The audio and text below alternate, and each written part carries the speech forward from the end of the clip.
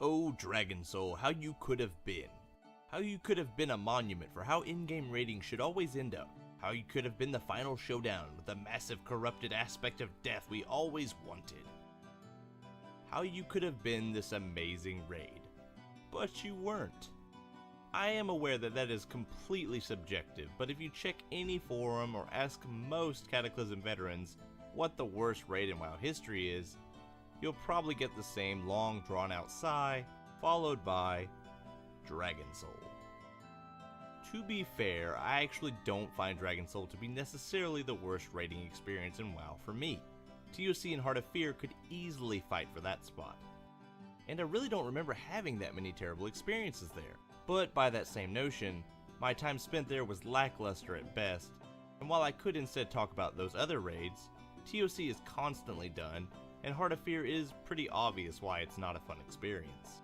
A lot of people surprisingly don't know why Dragon Soul is so sucky, so I figured I'd go ahead and show off the things that I find actually held back the raid from being something far greater.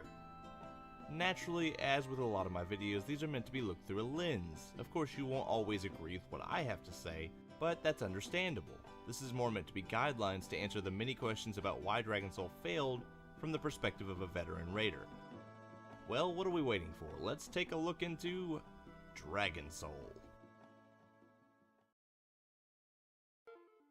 First, what exactly is Dragon Soul? Dragon Soul released as of patch 4.3.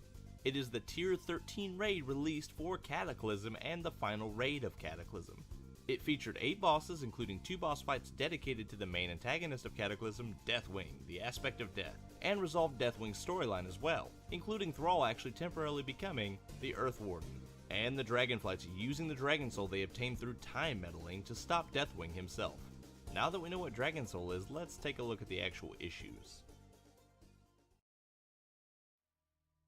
So the first thing I wanted to talk about is the expansiveness of Dragon Soul. The first thing you might notice or remember about Dragon Soul is that it takes place in, well, Dragonblight. You know, the snowy dragon area in Northrend.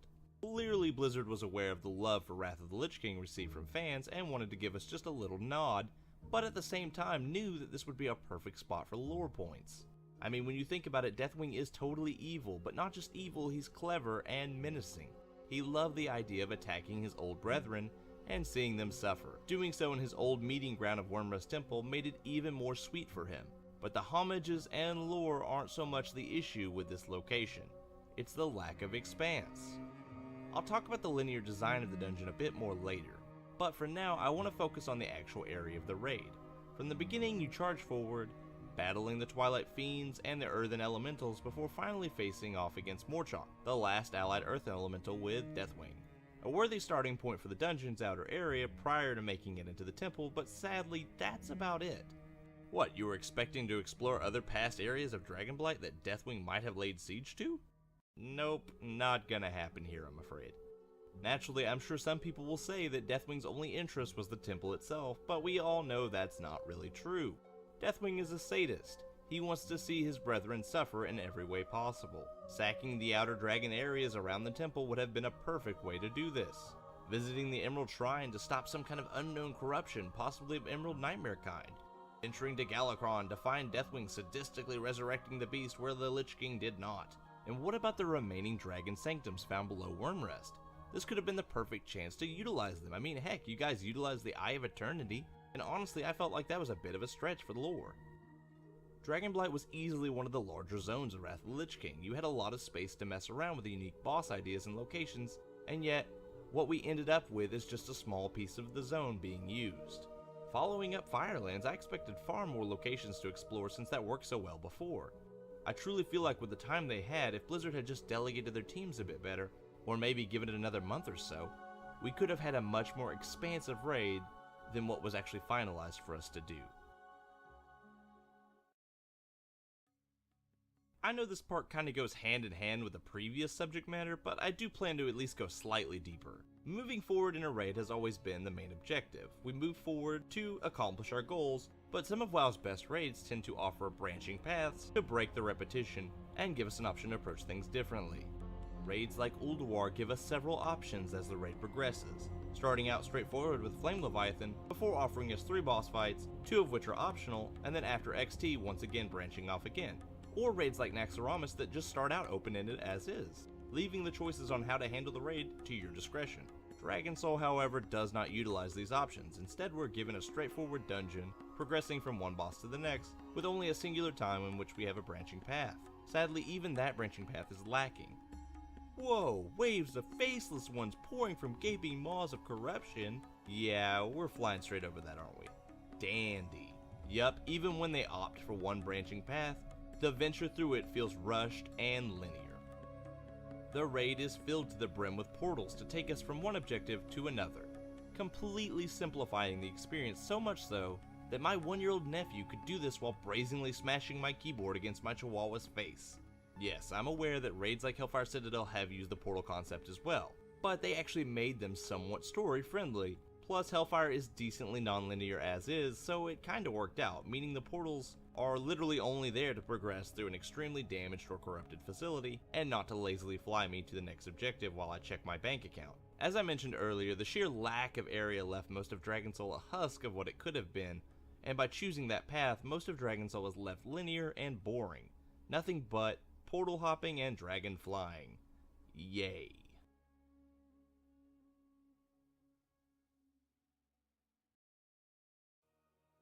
So I'm going to start this by saying I like some of the boss designs in Dragon Soul. Playing Pong with Warlord Zonaz is classical, and the Altraxian fight was a very unique healer style fight which I always liked because I was a holy paladin. But sadly, not all is perfect in the world of Dragon Soul. Bosses like Spina Deathwing were terribly tuned, forcing for one of the largest cases of class stacking in World of Warcraft history, and Madness of Deathwing is just a boring ad-style fight across platforms that boils down to pick a color, go there, and kill tentacles. Next color, please. Naturally, the first thing I would ask is fixing the current bosses that have issues, making Gunship less of a grind, making Deathwing an actual boss where we actually fight his dragon form. And I know there's a lot of people that say Deathwing is too big, he will crush us. We have fought Archimon twice now. That dude is freaking huge, man. Come on. In addition to the poor boss designs for the main boss fights that are already in, the sheer lack of bosses is obvious. 8 bosses feel weak, and while it was technically one more boss than the previously rated Firelands, it still feels lacking, especially for an in-game raid. Ulduar had 14 bosses, including a hard mode only encounter. Icecrown Citadel, another in-game raid, had 12 bosses, and Karazhan as well had 12 bosses, and it was an early beginning raid for Burning Crusade. The lack of variety also directly affects the number of raid bosses we got as well. Why not have like a council style boss fight with like the Fire and Wind Lord ambassadors? That'd be kinda cool. You could have also had a lot more Twilight Cult bosses, since there wasn't that much Twilight Cult activity in this raid to begin with. I always thought instead of Madness of Deathwing, it would have been nice if Deathwing fell into Deepholm and we chased after him, fighting him there, you know, not as a giant Lovecraftian hentai monster, or at least not at first. The iffy late boss design left players drained, which is sad considering there was just 8 bosses to begin with. Another issue I had was recently pointed out to me was the actual boss designs themselves. Morchok is literally just the new Earthen sprite, Zonaz is just General Vezix with a new color. Then there's the faceless guy, I mean we fought a billion of those things. Altraxian is just a big Twilight dragon. Hagara is just a female orc in Shaman tier 2, and Warmaster Blackhorn is just a Tauren in Heroic tier 13. I know, that doesn't seem like much to complain about, but the sheer lack of inspiration can be a terrible letdown. Look at bosses of raids past, raids like ICC that brought us awesome bosses like Lord Marogar and Blood Queen Lanathel. They completely look unique. It felt refreshing to see something new from the design team. Even if it was just the same old wireframes with a new sculpting on top, it was still fresh. Something Dragon Soul developers must have felt was a bad idea for their raid. One other thing that really bothered me while we're on the boss subject is the fact that Deathwing was never actually fought in dragon or human form. Both these aspects were all over Cataclysm, but they never utilized them in the final raid, and that kind of hurt. I liked Spina Deathwing for what it was, even though it was overtuned and not that well made.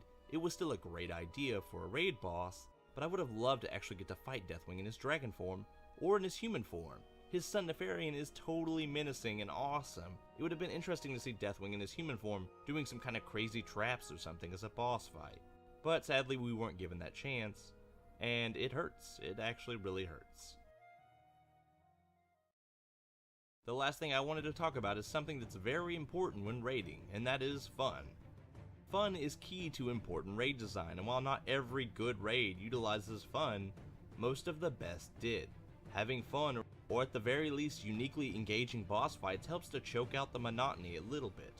Bosses like Flame Leviathan, Loot Ship, and the chess event all come into mind, as those bosses don't require insane skill, but help to remind us that purples and world first achievements aren't the reason we're actually here. It's for fun, we're here to have fun. I've always personally found that the chess event in Karazhan was a great reminder that Blizzard still understands what fun is, and that everything doesn't have to be bogged down by the size of my e-peen. Naturally, fun mechanics aren't the only thing that works well to bring fun to the table.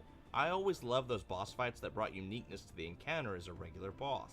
Bosses like Lurker Below, who had to be fished up, or bosses like the Opera event, there were complete roulettes to help break the repetition while giving us some unique flavor as well. Sadly, Dragon Soul lacks any of this, with the more funnish bosses still being terrible throw yourself at them Dark Souls style till you get their movesets down and roll their faces like drug-infused cigarettes. I'd say Warlord Xyrise gave me the closest feeling of fun in Dragon Soul, as it presented itself as a harder fight while still utilizing a unique mechanic that keeps me from passing out of sheer boredom. Bouncing his ball around is actually somewhat fun, and helps engage me as a raider, and not just as that one class that needs to handle this mechanic. The only other fight that slightly engaged me was Hagara, who, while starting out as a generic boss, finally branches out into one of her two phases in which you're either running from ice or chaining together lightning to break totems. But I digress, Dragon Soul just wasn't that much fun, well, at least to me.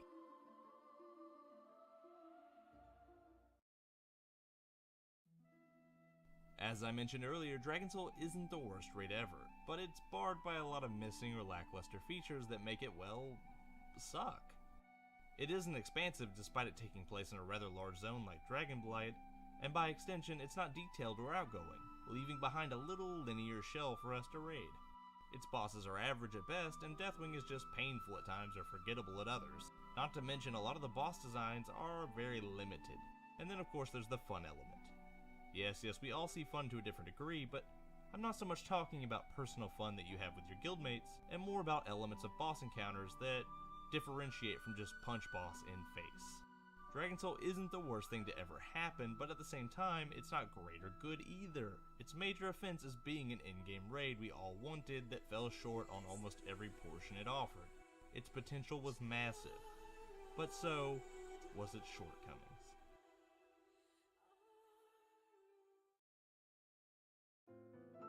As always, thanks for watching. If you liked my video, why not subscribe and check out more of our videos? I'm Captain Potato, and I'll see you spuds next time, next video.